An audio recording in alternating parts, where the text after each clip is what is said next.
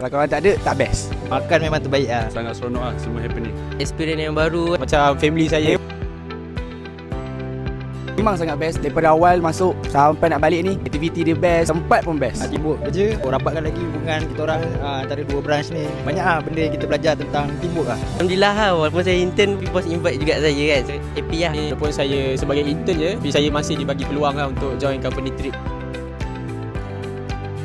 Ucapan untuk semua orang pula, terima kasih sebab datang join untuk trip ni. Apa kalau tak ada korang, trip ni tak akan jadi yang terbaik lah. Harapnya lepas ni dapat kerjasama dengan lebih bagus, tingkatkan lagi kita punya kualiti kerja. Dapat majukan lagi Mr. Exober Bukit Beruntung dengan Sungai Buloh.